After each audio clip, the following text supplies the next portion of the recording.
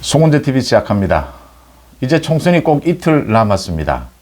오늘과 내일 선거운동이 계속되고 모레면 본투표가 실시가 됩니다. 지난 토요일 이 사전투표가 끝났을 때 제가 여러분들에게 말씀을 드렸습니다. 곧 이 굉장히 지지율이 출렁이게 될 테고 이 사전투표가 폭발을 했다. 한동훈과 이재명의 반응이 나오게 될 것이다. 국민의힘, 민주당 모두 자체 계속 여론조사, 판세 분석을 하고 있습니다. 반응이 나오게 될 것이다 라고 했습니다. 어제 반응이 나왔습니다. 한동훈은 이 판세에 대해서 굉장히 철저하게 보안을 지켜온 한동훈이 어제 처음으로 골든 크로스를 이야기를 했습니다.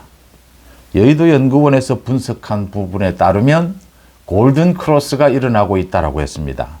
상당수의 골든 크로스가 일어나고 있다고 했습니다.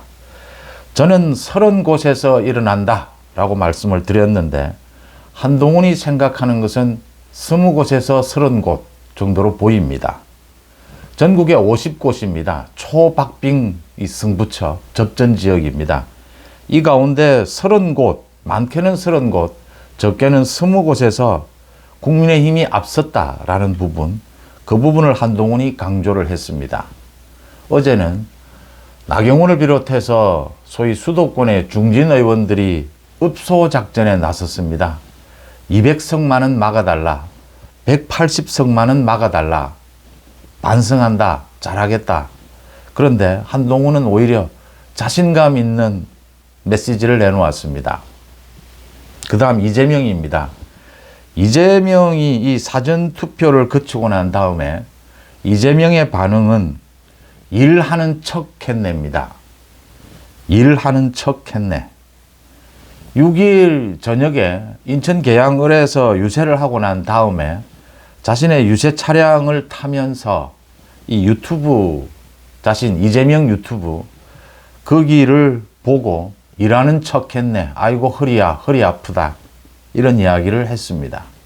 그걸 자신의 유튜브에 공개를 했습니다. 이게 공개가 되면 유권자를 또 우롱했구나 이렇게 비판을 받을 수 있는데도 이걸 이재명이 자신의 유튜브에 공개를 했습니다. 물론 이재명이 지금 보고 있는 판세는 유리하다라고 보고 있습니다. 소위 이런 식입니다. 그러니까 전체 300석 가운데 조국 당을 비롯해서 이 민주당 아닌 야권이 20석을 가져갈 것이다 이렇게 봅니다. 그러면 남는 게 280석이지 않습니까? 이걸 국민의힘과 민주당이 반으로 나누면 140석입니다. 지금 민주당이 보는 판세는 150석을 넘었다. 국민의힘은 130석 이하다. 이재명의 생각입니다. 일하는 척 했네. 아이고 허리야. 지금 여유를 부리는 것처럼 보입니다.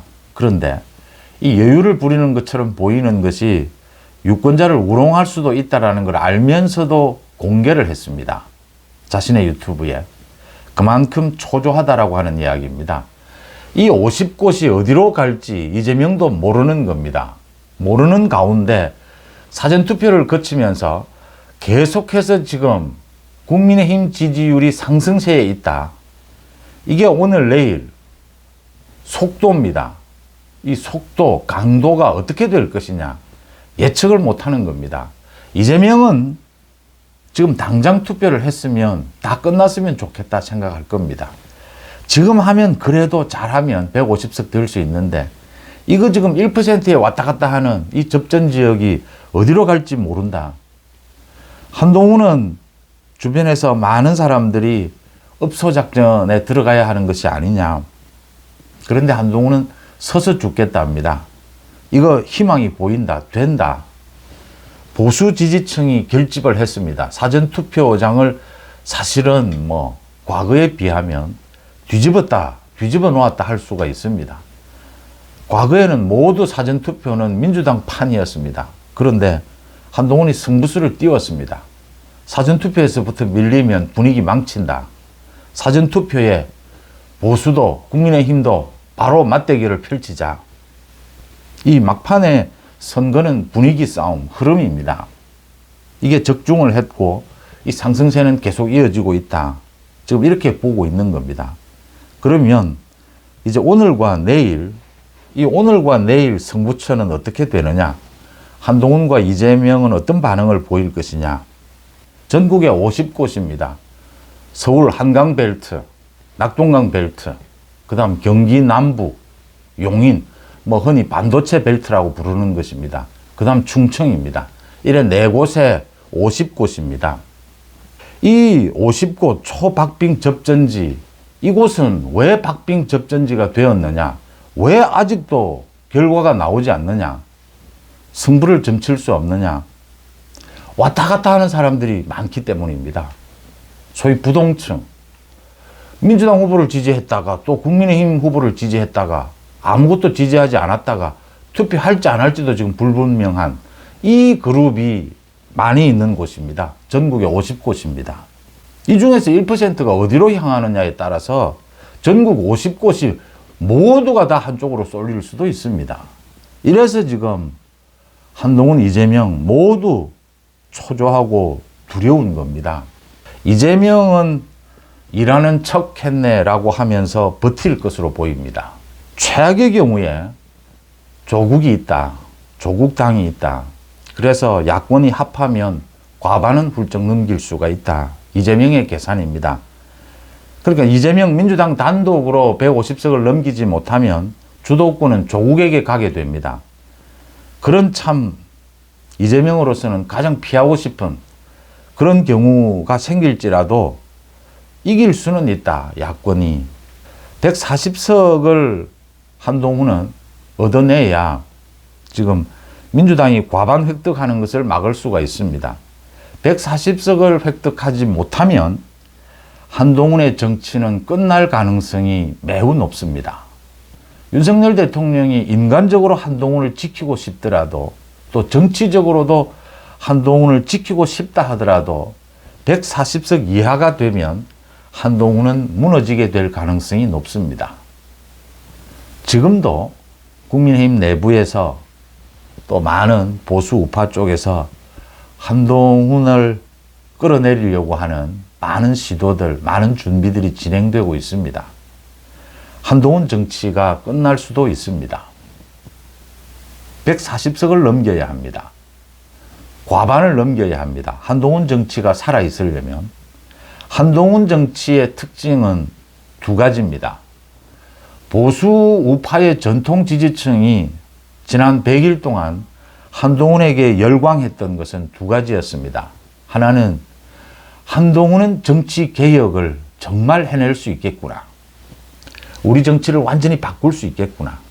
한동훈이 가는 길이 들어 마음에 들지 않는 게 있지만 승부는 이길 수가 있겠구나. 외연 확장을 통해서. 이게 한동훈 열풍을 바라보는 전통 지지층의 계산이었습니다. 이제 이틀이 남았습니다. 한동훈은 승부를 걸어야 합니다. 승부처는 부동층입니다. 이제 왔다 갔다 하는 저유권자를 잡아야 합니다. 저유권자들의 관심은 윤석열 정부를 비판했다가 의료개혁 잘 되는 거야. 윤석열 정부를 비판했다가 또 이재명을 보니까 이건 또 전혀 아닙니다. 김준혁, 이재명, 조국. 이건 또 아닌데 윤석열 정부도 믿음직하지가 않다. 좀 민심을 받아들이는 것이 좀 뻣뻣하다. 그래서 왔다 갔다 하는 사람들입니다. 소수입니다. 문제는 이 소수가 승부처 50곳을 결정한다라고 하는 것입니다. 한동훈 정치를 살려달라고 해야 됩니다.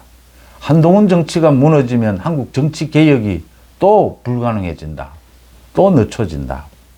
저 이재명 조국을 막아달라고 해야 되고요. 한동훈이 윤석열 정부를 확실하게 보완할 수 있다.